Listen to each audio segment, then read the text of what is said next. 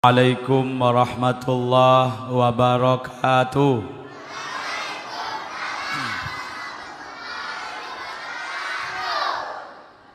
Innal hamdalillah wassalatu wassalamu ala Rasulillah Sayyidina Muhammad ibn Abdullah wa ala alihi wa sahbihi wa mawala la hawla wa la quwwata illa billah. Rabbi israh li sadri wa yassir li amri wahlul 'uqdatam min lisani yafqahu qawli. Ya alimu ya fattah iftah lana futuhal arifin amma ba'du. Yang sama-sama kita hormati Bapak Kepala Desa beserta seluruh perangkatnya yang sempat hadir, Ketua BPD dan anggota yang saya muliakan, para orang-orang tua kami, para kiai, para ustadz, ustazah, bapak-bapak, ibu-ibu, wabil khusus ketua panitia dan anggota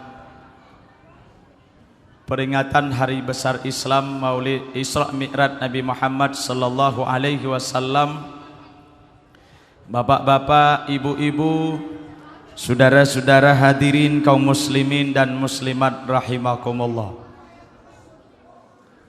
Alhamdulillah, syukur di malam yang penuh berkah ini kita bersama-sama bisa dipertemukan oleh Allah di ruangan Masjid Nurul Qamar, Desa Sukaramai. Saya sudah sekian kali sering lewat ibu di masjid ini. Kalau diukur jumlah lewat ke Tebo, mungkin lebih kurang sudah 2 tahun yang lalu. Kalau lewat dari situ pastilah saya lewat di Masjid Nurul Qamar. Kadang-kadang begitu saya melihat ke arah sebelah kanan, begitu nak ke Tebo,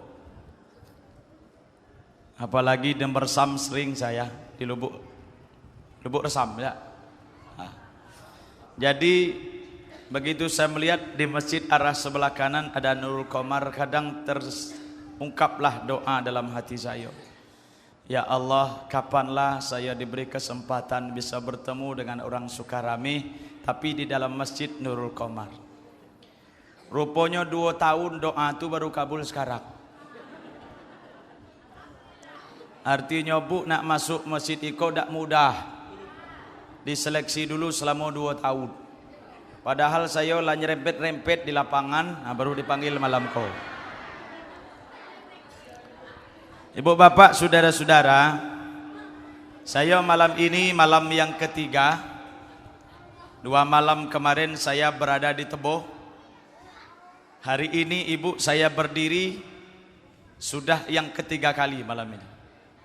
Pagi tadi saya di Betung Bedarah Barat, siangnya saya di Desa Pelayang, malamnya di sini. Malam ini balik nginap di Sarolangun, paginya di Morasawa, malamnya di Singkut. Nginap lagi di Sarolangun, 2 hari ada di Kabupaten Merangin. Jadi belum balik-balik dalam 3 hari kok. Mudah-mudahan istri di rumah dia tidak marah. Aku yang penting yang itulah, yang lain-lain tidak apa-apa lah. Bapak Ibu hadirin yang dirahmati Allah, tugas saya ini Bu tinggal 1 lagi, ceramah, doa balik. Ya tak? Tidak doa kami lain, makanan habis, kopi lah tinggal bertengah. Saya tadi juga lupa nanya dengan kepala desa. Biasanya kalau ibu ngundang penceramah dari luar Sukarame, ceramah di Masjid Nurul Qamar itu sampai berapa jam? Hah? 3 jam. 3 jam 9 kok. Berarti berhenti jam 12 macam itu. Kamu sanggup sampai jam 12? Yalah. Cocok letulah. Kalau bapak ibu sanggup sampai jam 12, tunggulah kamu siko aku nak balik. Sampai jam 12 itu bukan nak sampai ceramah lagi, kades kamu nak muno saya. Saya ingat pesan guru saya baik. Inaya, nak nengok orang sudah bosan dengar ceramahmu, tengoklah cara duduknya. Kapanlah berubah 3 kali, berhentilah. Saya nengok kades itulah 2 kali berubah. Tinggal seulang lagi. Tadi munyur, kok bersilo. Nengok lagi, berhenti, jangan berubah des. Itu nyiksa kades bagi kau, kapan-kapan lagi malam. Bapak Ibu hadirin yang dirahmati Allah.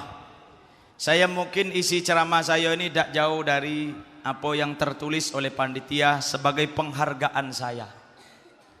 Kalau saya di luar dari tema ini, saya kira saya tidak menghargai panitia capek buat spanduk ini. Dengan peringatan Isra Mi'raj Nabi kita Muhammad sallallahu alaihi wasallam, kita jadikan solat itu sebagai kebutuhan dalam kehidupan masyarakat agar tercipta masyarakat yang aman, sejahtera dan barokah. Tak baca saya hafal. Tak baca ke? Hafal. Itulah memang ustaz harus penghafal. Mendak tu deketik modal ceramah. Jadi ibu-ibu, bapak-bapak, dalam kesempatan ini saya tadi pagi begitu dari Tebo terus ke Betung Bedarah balik lagi ke Pelayang. Hari ini tuh hari-hari hanya Isra Mi'raj. Saya lihat di Provinsi Jambi 2 kabupaten termasuk Batanghari. Itu mulai dari pangkal Tebo itu terus sampai ke ujung masjid-masjid tiap desa. Semuanya melaksanakan kegiatan Isra Mi'raj secara serentak. Kadang hal ini ibu saya rindu ini kalau bisa terjadi di kabupaten tempat kelahiran saya.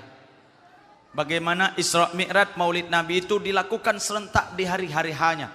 Khusus untuk masjid-masjid yang tua di desa itu. Kenapa Bapak Ibu? Karena ketika kita mensyiarkan nilai agama seperti Isra Mi'raj, saya yakin kalau serentak kita lakukan masjid tua-tua di dusun satu desa-desa, serentak berdoa, saya yakin ibu kalau satu kabupaten seluruh desanya melakukan Isra Mi'raj dengan berdoa, saya yakin ada doa yang dikabulkan oleh Allah Subhanahu wa ta'ala. Makanya ibu saya perhatikan memang di Jambi ini orangnya sejahtera-sejahtera, sehat-sehat. Ya bu ya? Alhamdulillah. Saya tengok nah ibu-ibu gemuk-gemuk lah. Tapi yang heran saya lihat bapak banyak yang kurus-kurus. Apa bapak nih banyak makan nasi? Atau dia memang menyiapkan dirinya untuk biar kurus asal istri yang gemuk. Mungkin yang nomor 2 ini yang pas. Ini orang-orang Tembesi ini termasuk laki-laki yang sayang istri. Alhamdulillah. Saya tadi SMS istri saya, Mi, saya berada di desa Sukarame, kelompok suami yang sayang istri. Ay, kata istri saya malah, alhamdulillah, mudah-mudahan suamiku sayang pula. Kata saya, iyalah, aku setengah mati buat kamu lah kok. Bapak-bapak, ibu-ibu, saudara-saudara, Isra Mi'raj itu kalau disesuaikan dengan tema yang dibuat oleh panitia adalah merupakan bagian mukjizat Rasulullah sallallahu alaihi wasallam. Kenapa disebut mukjizat? Karena satu kejadian yang luar biasa ketika akal manusia tidak bisa menyentuh ke situ. Dan itu khusus terjadi pada diri Nabi dan Rasul. Terutama khusus untuk Isra Mi'raj merupakan bagian dari mukjizatnya Rasulullah sallallahu alaihi wasallam. Saya Bapak Ibu kemarin ada ditanya oleh para teman saya, kebetulan dia tidak beragama Islam. Dia bertanya mengatakan saya tentang Isra Mi'raj, Pak. Ustadz Inaya, bagaimana Isra Mi'raj itu bisa masuk akal? Sekarang saja orang Amerika punya Apollo, punya jet, punya pesawat ulang-alik, mau sampai ke bulan saja berminggu-minggu baru sampai. Padahal bulan itu Ustadz lebih dekat ke bumi daripada ke langit. Sementara Nabi Muhammad berangkat dari Masjidil Haram ke Masjidil Aqsa, katanya ke langit pertama sampai ke 7, terus ke Sidratil Muntaha, ke Mustawa, apalagi disebut Kristen teluru sedak. Baliknya Pak Ustadz tidak sampai 1 malam. Ay Pak Ustadz tidak masuk akal. Apa kata saya Pak? Pak minta maaf. Isra Mi'raj itu bukan tidak masuk akal. Akal kawan itu tidak masuk ke situ. Pening kepalanya nggak tahu situ.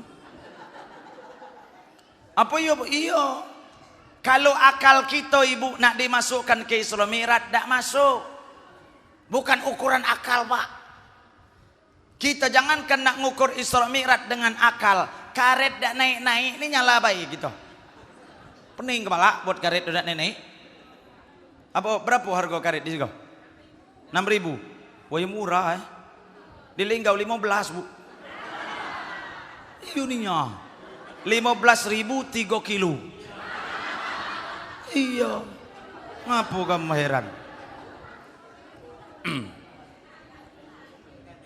Kita ibu dengan karet apa harganya kayak gini. Kita tidak tahu nyala pribadi. Yang kita salah pertama kali siapa Pak? Presiden. Ay kata ibu nyesal ku milih. Nanti gawe lain karet naik-naik. Apa gawe Jokowi di Jakarta tuh. Ini kan nyala presiden. Di dusun saya Pak brutuk galo nyesal milih Jokowi. Apa kata saya Pak, bukan gara-gara presiden karet kau naik turun dah. Ngapo? Jangan kena ngurus karet presiden. Badatnya nih anda urus lagi. Ya Bu, kita nak nyala presiden. Itulah kakonya urusan karet be kita tidak takal-akal lagi. Sejak Jokowi ini Bu banyak baiknya, jangan nyinggung jelek be. Walaupun saya tidak milih Jokowi. Saya udah milih Jokowi terus serang weh. Kamu suka rame ke yo. Kong Jokowi. Saya udah Jokowi dak, Prabowo dak. Kemarin saya milih Hatta Rajasa kalah pula itu. Bu, sejak Jokowi jadi presiden banyak baiknya. Di dusun saya itu Bu, duku sekali setahun itu 3 terip berbuah. Union dusun saya. Ada yang baru masak, dah tulum masak ada yang kecil masak ada lagi. Wah juga hebat Jokowi. Duku baca berbuat 3 kali setahun. Zaman SBY 3 tahun sekali, zaman Jokowi sekali 1 tahun 3 kali berbuah. Yang hebat lagi Pak, sejak Jokowi jadi presiden batu mahal.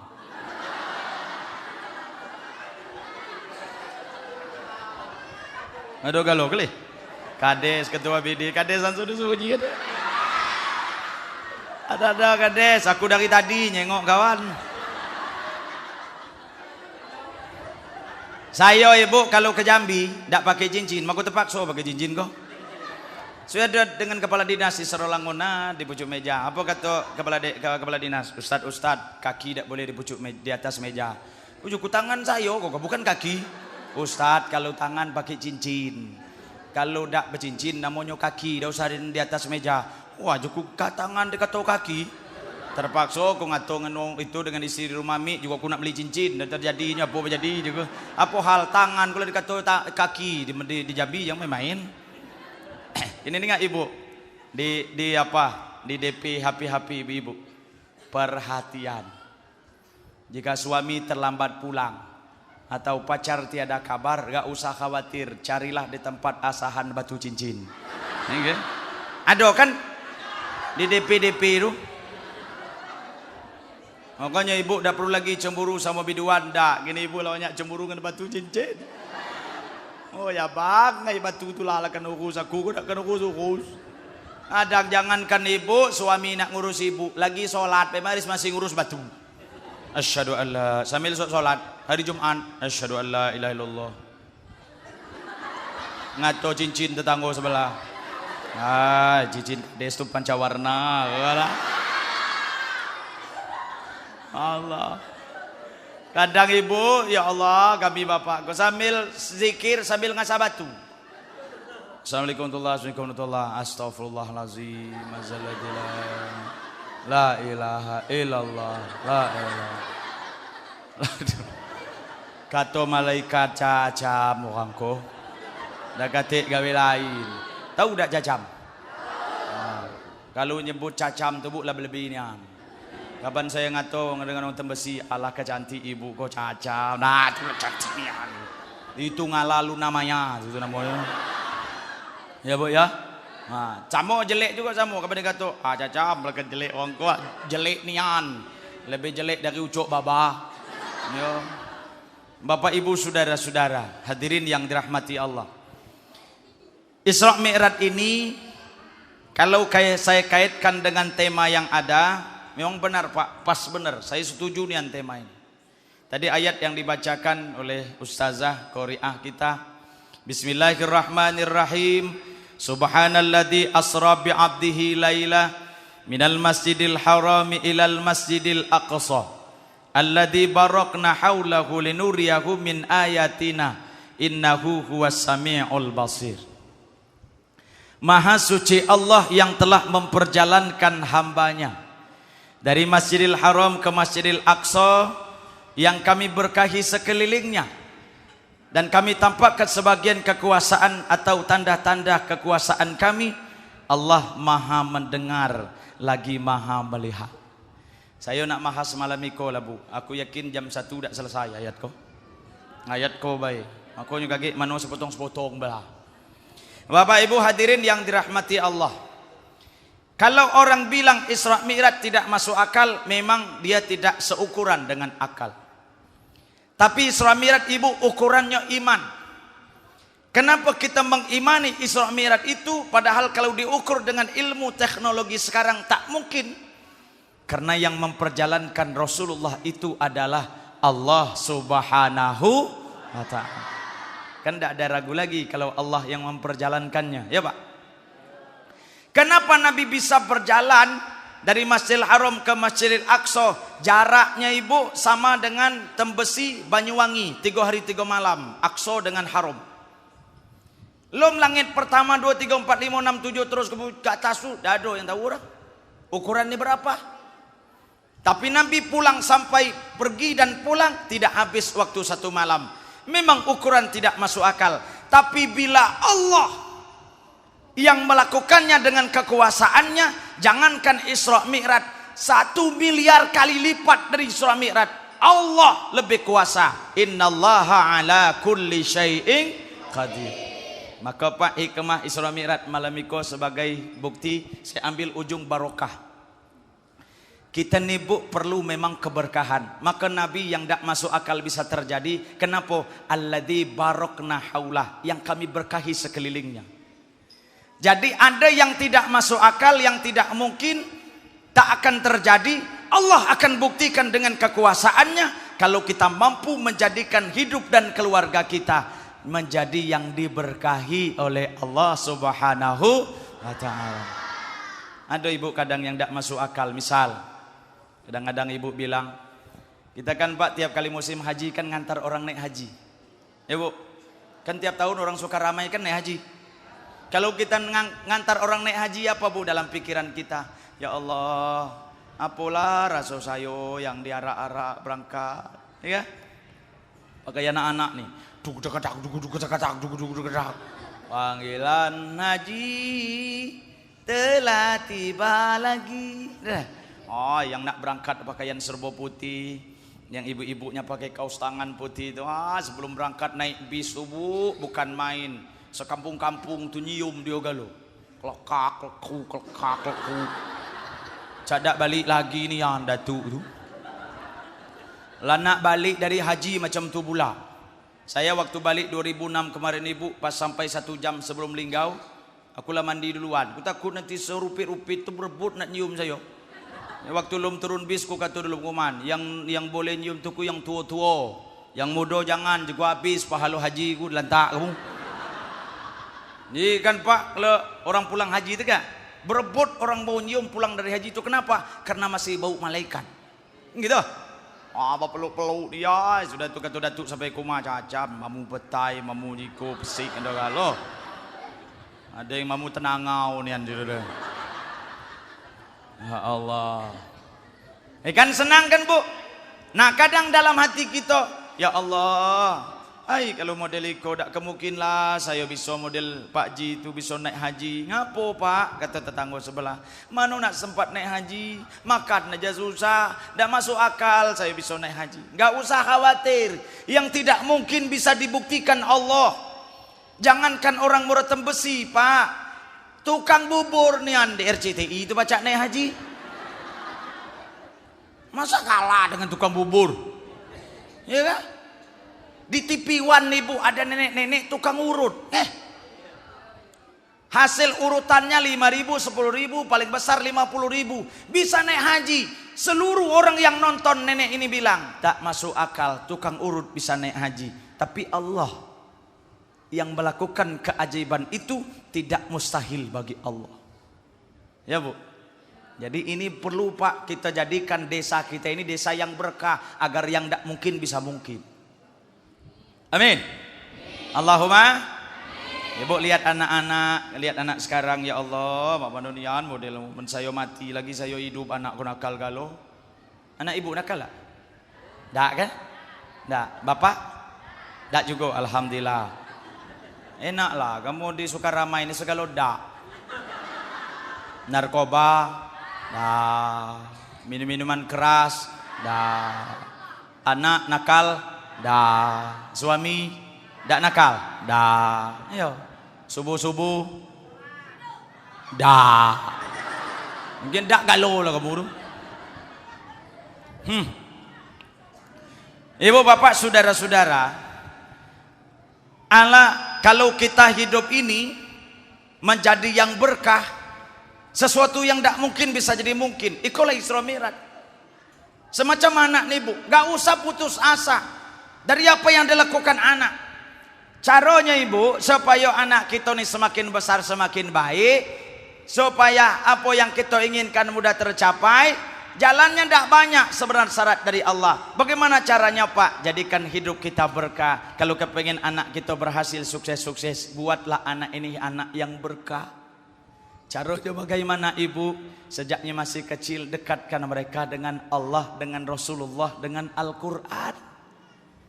Cara Ibu seperti anak ini beli baju seragam, ngarak-ngarak ustadz kita ketika masuk di situ, dengar orang baca Quran, sekarang dengar ceramah. Saya dulu Ibu oleh orang tua saya sekecil-kecil inilah tiap kali peringatan hari besar Islam saya dipaksakan oleh bapak dan datuk saya harus dengar ceramah. Rupanya aduh bayi cito-cito pengen jadi ustadz. Berkah kalau didekatkan dengan Tuhan. Cara pendekatannya mulai dari awal. Begitu anak lahir, bahkan Ibu sebelum lahir anak dekatkan dengan Al-Quran. Ketika Ibu hamil umur 5 bulan, kata Ibu bidan kan, kata dokter bisa mendengar suara di luar rahim. Itu umur 5 bulan ya Bu. Nah, saya tahu dari dokter bukan kata saya. Waktu saya periksa anak saya yang pertama, kata dokter, kebetulan kenal sama dokternya di Linggau, Ustadz Inaya. Ini umur kandungan istri Ustadz 5 bulan. Seeloknya Ustadz kalau kepengen punya anak yang pinter, harus didengarkan sering di perut istri Ustadz itu lagu-lagu klasik. Saya tidak berani nanya lagi, aku tidak tahu apa lagu klasik itu. Nak nanya lagi lah ke bengak oh Ustadz bengak. Yo lah, kuku yo Pak yo. Nak nanya ke pasar malu. Jadi kepengen lah nak punya anak pintar. Siapa tidak mau ya Bu? Ujung-ujung 2-3 hari hampir seminggu nak nanya lagu klasik segan. Jengkumi sini. Sudah subuh sini. Duduk. Saya pegang perutnya. Kona ada lagu klasik dari malaikat Jibril. A'udzubillahi minasyaitonir rajim. Kata istri saya, wah juga menghina, aku ngaji dia nguang. Nggak mungkin lah nyentuh nih langsung kira. Bismillahirrahmanirrahim. Apalagi Pak yang megang itu di rahim apa di tempat perut istri itu suami, yang ngajinya suami. Bergerak anak saya, katanya bergerak. Kata istri saya, ya, nendang. Wah juga nendang. Wah kok Cristiano Ronaldo gitu saya wah. Minta maaf yang penggemar Messi, aku bukan Messi, aku Cristiano Ronaldo. Cuman kemarin tuh kalah pula dengan Juventus. Sakitnya hati saya. Ibu. Jadi saya ngaji. Apa yang ayat saya baca? Rabbana hab lana min azwajina wa dzurriyyatina. Saya ngaji, ulang terus dalam bentuk doa. Rupanya Pak, saya kira ini yang lebih hebat lagu klasiknya. Anak itu dekati dia dengan Al-Quran, dengan Allah sejak dalam kandungan, agar akhirnya berkah. Tapi saya Pak diuji oleh Allah. Selama lahir anak saya yang pertama sampai umur 3 tahun, dokter bilang anak saya adalah hiperaktif, harus dimasukkan ke autis. Hampir bingung saya. Tapi saya ada Allah. Saya bingung gitu. Sama istri tiap malam Jumat, setiap hari Jumat pagi saya mandikan anak saya dengan doa saya. Apa yang terjadi ibu? Umur 4 tahun beliau sudah bisa baca.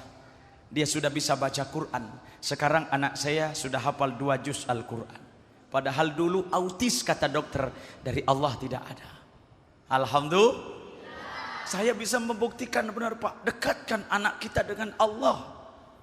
Begitu anak lahir, bagaimana caranya Pak Ustadz mendekatkan keturunan kita agar barokah? Sesuai dengan tema ini, satu ibu wajib harus dilakukan oleh orang tua adalah ayuh sina ismahu, memberikan nama-nama yang baik. Nah.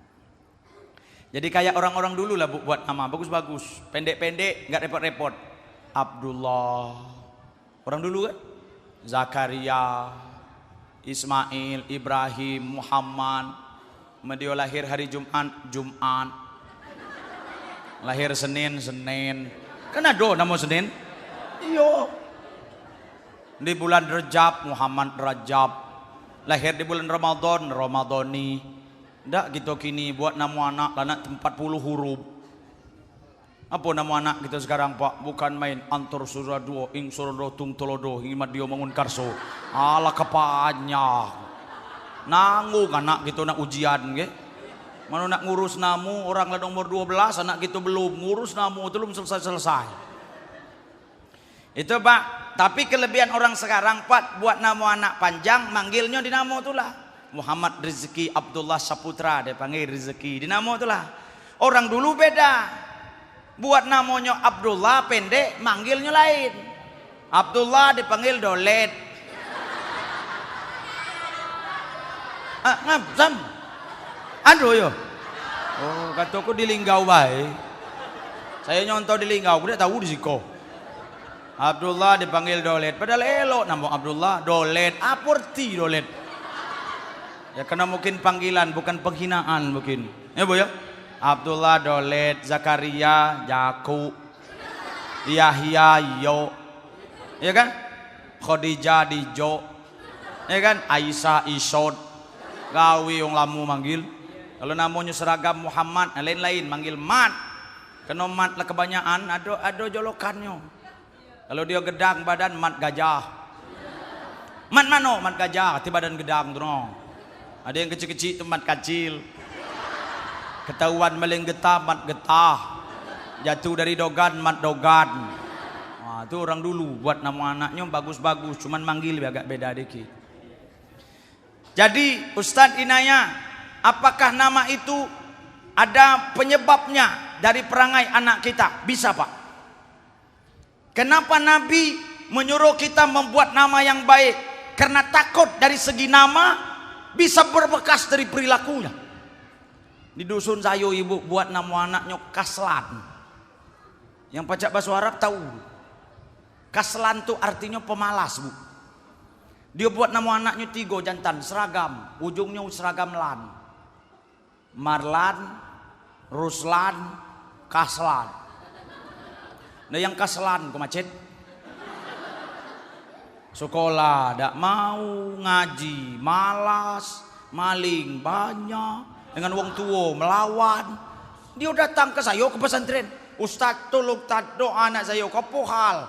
Yang 1 kedua lelo nih, nomor 3 kok nakal nih. Ikut siapa namu emang? Apa hal anak kawan kok? Tahu lah sekolah kan, malah galau Pak Ustaz. Jadi namanya siapa? Aku kan namanya seragam lan galo. Yang pertama sekali Marlan, nomor 2 Ruslan, nomor 3 kok Kaslan. La ilaha illallah. Kata saya, terkejut bapak yang saya. Apa hal Tad? Kaslan itu bahasa Arab, Mang. Artinya pemalas. Astagfirullahalazim.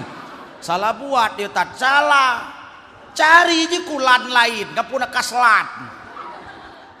Maka kata saya sama bapak tuh Pak, nanti kalau punya cucu dari anak namo-namo lan, kok jangan lagi seragam dengan bapak-bapak nyolan, biar seragam din pula juga. Anak Marlan tuh kena anak pertama, cucu pertama namanya Awaludin. Kalau cucu terakhir Akhiruddin. Supaya cucu tuh agak sabar dikit, Sabarudin. Kalau senang misalnya cucu biar jadi penceramah Zainuddin, ya kan? Biar jadi pejabat Alek Nurdin, gubernur Sumatera Selatan. Jadi jadi gubernur Alek Nurdin, ya kan? Nah, supaya misalnya pacak korupsi dikit Nazarudin. Aduh nama Nazarudin juga. Dan Nazarudin Jakarta maksud itu.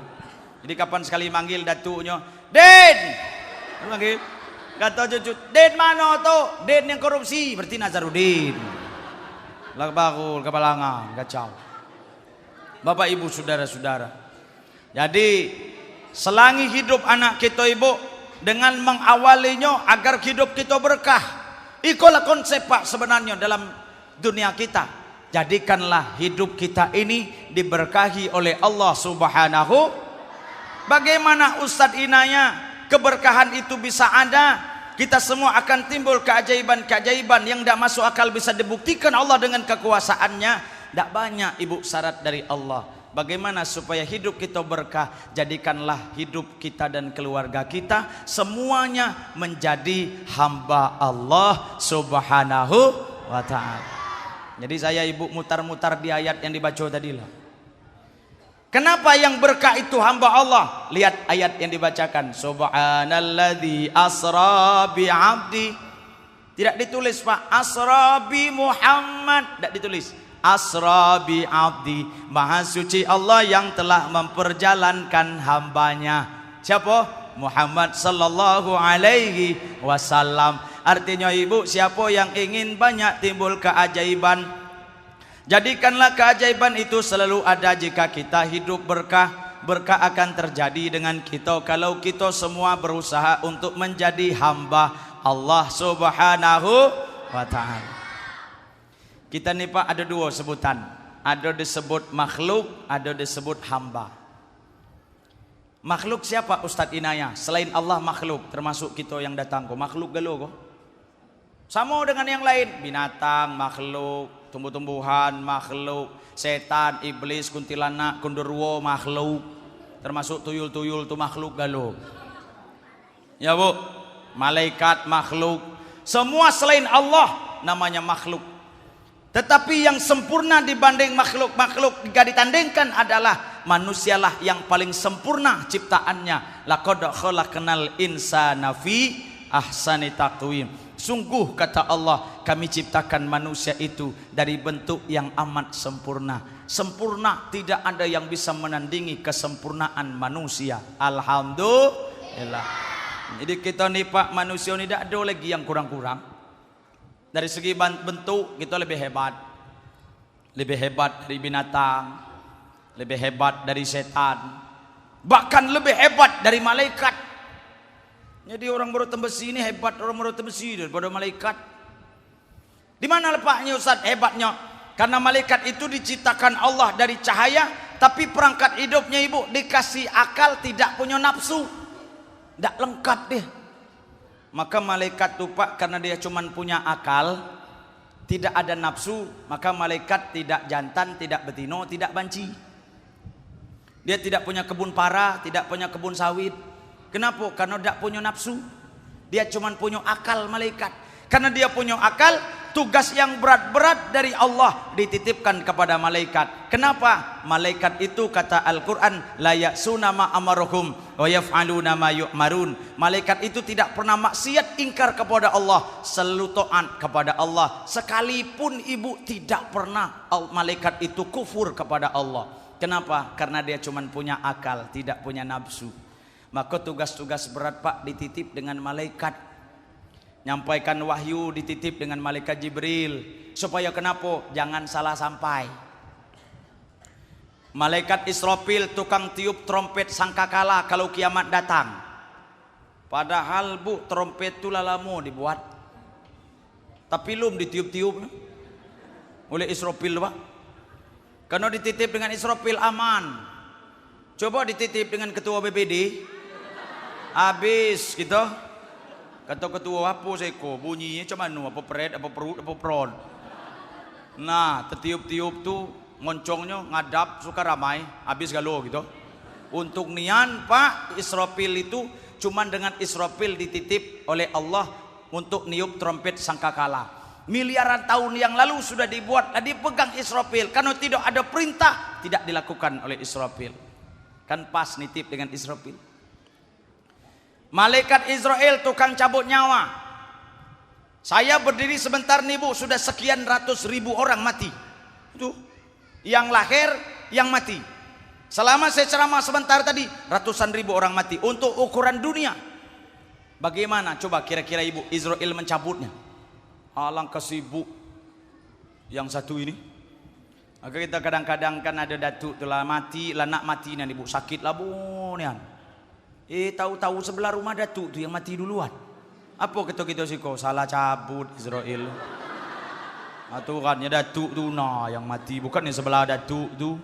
Ya datuk kau pula tak mati-mati. Bermalam-malam tak hala-hala tak putus-putus. Datuk kapan masuk malam mulai itu mana matilah. Allah. Allah. Allah. La ilaha illallah. Kata tetangga sebelah kapan mati datuk. Orang ke kampung lah nyupa kalau pun mati kacang. Tahu-tahu sebelah rumah datuk ladu mati berumur 40 tahun. Israel salah cabut. Sebelah tu Nael bukan yang tu. Begitu. Maaf bapak, bukan salah cabut, memang tulah jatah. Makanya ibu kalau telinga kamu berdenging, tahu berdenging? Ngilangnya macam mana? Ditiup kah? Kalau dak ditubuk dak hilang. Tes lah kalau dak jayo. Saya nanya sama datuk saya, baru kelas 3 SD. Lucu ini. Kalau datuk saya itu penceramah juga ibu. Anak datuk saya itu 9 orang. Satu orang pun dari anak datuk saya itu tidak ada satu pun jadi kiai. Saya cucu pertama datuk saya, nah turun ke saya. Wah ibu, kapan saya ziarah ke kuburan datuk saya, terima kasih datuk. Tua kawan jadi kiai nyuk kenawa. Alhamdulillah. Untuk penyakit kawan tuh nyuk ngecucu-cucu lain. Yang penyakit kasih yang lain baik, jekutuk yang elok-elok ke saya. Pikir hati datuk saya dalam tu nak lemak bayi kau ina ya, yang elok-elok bayi kau nak. Iyalah siapa yang nak jelek-jelek? Ya. Nah, kelas 3 SD saya nanya sama datuk saya. Tok. Apa nak cu? Ngapalah telinga kita sering berdenging ya tu. Lihat ibu datuk dulu. Ketika cucunya nanya yang kayak gitu, langsung didekatkan dengan akhirat. Mendatuk gini ditanya cucu kayak gitu. Tok, ngapalah telinga kita berdenging? Sturing. Datuk bilang sturing. Emangnya do ampli dalam balak? Masih datuk ini jawab. Lalu datuk dulu elok-elok nian. Kata datuk saya inaya, telinga tu berdenging, di bawah arasy Allah itu ada pohon gedang nian. Saking kegedang pohon tu inaya, daunnya tu sejumlah nama manusia di dunia. Setiap satu daun satu nama manusia. Begitu Israel turun, daun perjatuhan itulah nama-nama yang akan dicabut oleh malaikat Israel hari itu. Oh, itu saya. Tok, apa hubungan telinga berdenging dengan tu?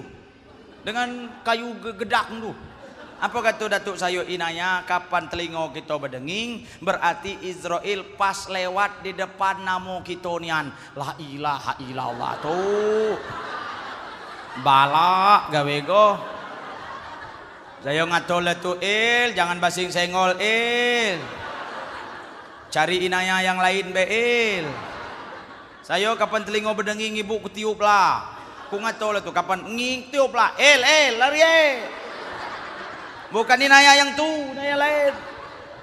Mungkin Israel Manado yang terkejut. Astagfirullah, inayah kata aku. Allah. Allahu Akbar. Alhamdulillah. Untung dititip dengan malaikat tukang cabut nyawa. Kenapa? Karena malaikat tidak pernah salah. Kenapa malaikat tidak pernah salah? Dia cuma dikasih akal, tidak punya nafsu. Malaikat Munkar Nakir diwajibkan oleh Allah, diperintahkan untuk menyoal dan memukul mayit yang bersalah di kuburan. Tuh. Tak bisa ibu dibohong-bohong malaikat tuh. Akhirnya kata jauh paman saya di dusun. Inayah, ya bang, apa? Kalau bayi di dalam kubur kan tidak disoal inayah. Ya juga tidak pakai soal, langsung masuk surga. Nah, kalau macam itu inayah, nanti kalau saya mati nak kutitip dengan anak saya. Gigi labis, rambut digundul, bulu hidung dipotong, kumis janggut dibuang, seluruh dibuang. Kalau juga ngapo itu mang. Nanti waktu pas malaikat nak nyoal saya, dia nengok kepala saya gundul tuh. Kata malaikat Nakir, dah salah ditanya lur. Ngapo bayi yo kok ditanya. Emangnya malaikat tuh bengak. Kata saya sama paman saya, mungkin malaikat salah lihat. Ketahuan kepala bayi gedak bayi kecil. Bayi gedang urat anak segedang koh. Oji malaikat kok bukan bayi setan. Jadi bohong. Ya bu. Dan ibu ketika mati dah bisa nyelip-nyelip pertanyaan. Nak nyelip pertanyaan kalau udah terjawab ngepek-ngepek model kuliah dulu. Udah bisa. Walaupun soal lah bocor. Lah bocor soal kuburan lu. Lah tahu gak lu kamu apa nak disoalnya kan? Nah, ibu ngato bang tolong catat soalnya dengan jawaban. Letakkan di sebelah kain kapan saya. Lagi man saya udah tahu saya nengok kepean. Oh, ada hilang kepean tuh. Allah. Itu malaikat. Kenapa dia taat? Dikasih akal, tidak nafsu, tidak sempurna. Dari segi makhluk, ya bu. Binatang pak, dari potongannya tidak sempurna, sampai perangkat hidupnya juga dikasih separuh. Apa? Binatang itu cuma dikasih nafsu, tidak punya akal. Maka binatang tuh bu, gawiannya udah dua gawi lain, ngurus nafsu itulah. Makan, minum, tidur, berak, kencing, beranak, mati. Itulah gawian, ada gawi lain ada. Makan, minum, berak, kencing, tidur, mati. Apa mati? Oh, kapan lebaran mati? Oh, sapi, kapan Idul Adha?